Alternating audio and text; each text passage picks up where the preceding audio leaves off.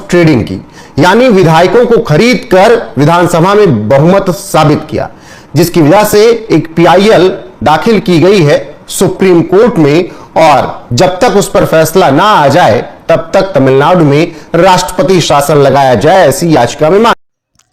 सबको जय मसीह की।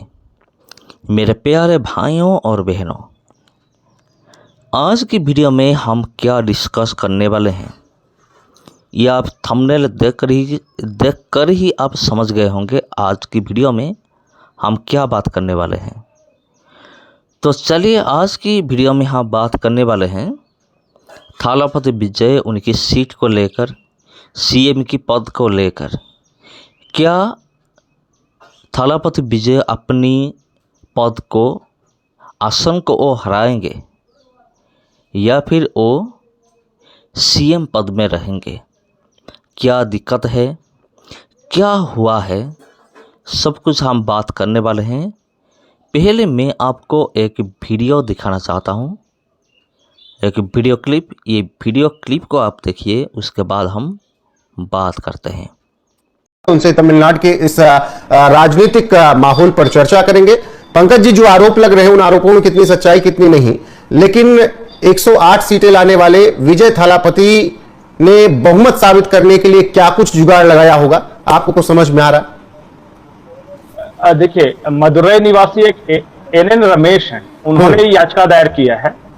उनका कहना है कि विजय थालापति को बहुमत नहीं था और उनकी याचिका के अनुसार कि सौदेबाजी हुई है, और खास करके बहुमत साबित करने के दिन को लेकर उन्होंने कहा कि उसकी एक जांच करा लेनी चाहिए, क्योंकि जिन विधायकों ने समर्थन दिया है, एक बार उनके सिर्फ फोन की जांच हो जाए तो बहुत कुछ सामने चला आएगा। ये उनका कहना है। और उन्होंने सीबीआई को इसमें पार्टी बनाया है, और साथ ही ये भी कहा है कि जब तक ये जांच पूरी नहीं होती तब तक फिलहाल तमिलनाडु में राष्ट्रपति शासन लगाकर रखिए। ये उनकी याचिका है, लेकिन रोहित, मुझे लगता नहीं कि इस याचिका में कुछ हो सके। अब तक जो मैं अपने अनुभव से बता रहा हूं कि ठीक है, बहुत सारी इस तरह पीआईएल दायर होती है, लेकिन अगर देखिए राजनीति में सौदेबाजी होती है, इसमें तो कोई दो राय नहीं। जब लोकसभा के अंदर अमर सिंह पर आरोप लगाते हुए फगन सिंह कुलस्ते और वो सब जो नेता नोट की गड्डी लहराए, उस पर कुछ नहीं हुआ जो कि सामने था, तो ये तो ऐसी वेग है, कुछ नहीं होगा। और ठीक है, एक खबर के रूप में इसे ले सकते हैं। सबूत कैसे आप बताइए कि क्या खरीद हुई, क्या फरोख्त हुई, क्या ऑफर दिया?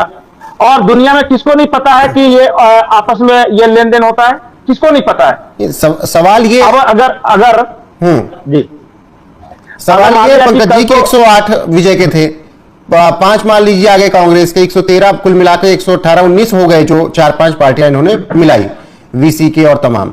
लेकिन जब आंकड़ा 145 पहुंचा विधानसभा में, तो उसके बाद यह सवाल उठने लगा कि क्या एआईएडीएमके वालों को संपर्क किया गया?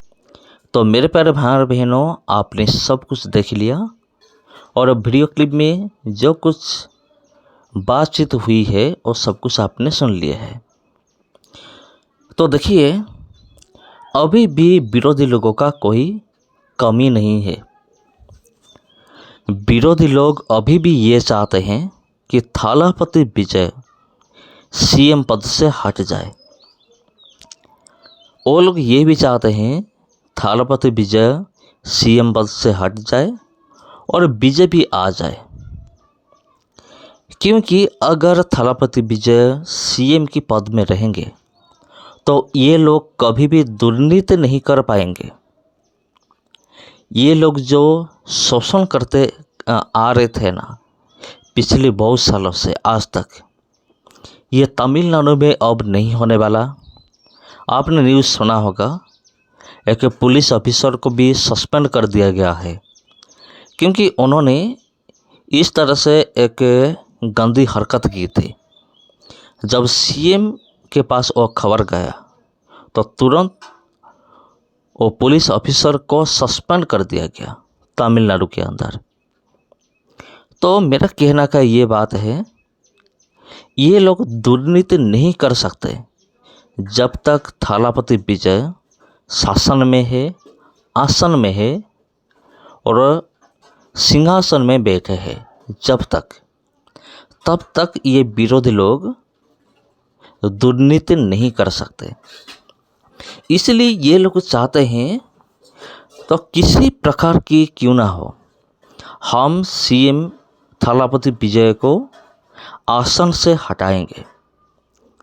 अगर हटाएंगे तो हमारा राज चलेगा, अगर नहीं हटाएंगे तो हमारा राज कैसे चलेगा। इसीलिए ये लोग कोशिश करते रहते हैं सीएम के खिलाफ। आपको पता ही होगा, इलेक्शन से पहले कुछ बीजेपी का कुछ नेता और इसके साथ साथ बजरंग दल का कुछ लोग, वो लोग खुश नहीं थे कि थलापति जीत जाए। जब थलापति विजय का सीट कम था, 118 सीट चाहिए था सरकार बनाने के लिए, लेकिन उनके पास सिर्फ 108 सीट थी। तो क्या हुआ, बहुत सारे बजरंग दल का लोग और आरएसएस का बहुत सारे लोग वो आकर मीडिया के सामने भाषणबाजी शुरू कर दिए थलापति विजय के खिलाफ। लेकिन जब थलापति विजय जीत गए तो उन लोगों का मुंह बंद हो गया, उन लोगों का मुंह तो बंद हो गया। लेकिन ये लोग चैन से नहीं है, इन लोगों को रात में नींद भी नहीं आता है, ये लोगों को रात में नींद भी नहीं आता है। और ये लोग हमेशा के लिए ये कोशिश करते रहते हैं किसी प्रकार से सीएम को परेशान किया जाए। इसीलिए ये लोग इस प्रकार की स्टेप उन्होंने लिया है कि चलिए हम केस करेंगे थलापति विजय के खिलाफ। रमेश नाम का एक व्यक्ति है जिन्होंने ये केस किया है थलापति विजय के खिलाफ। और ये जो केस है, केस के अनुसार थलापति विजय एमएलए खरीदे हैं, खरीद कर अपना सरकार बनाया है, और क्योंकि उनका खुद का सीट कम था।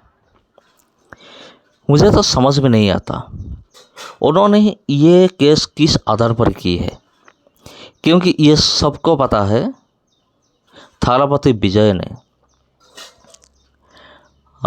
108 सीट था और कांग्रेस और दूसरी पार्टी से एमएलए लेकर उन्होंने सरकार खड़ा किया है, ये सबको पता है।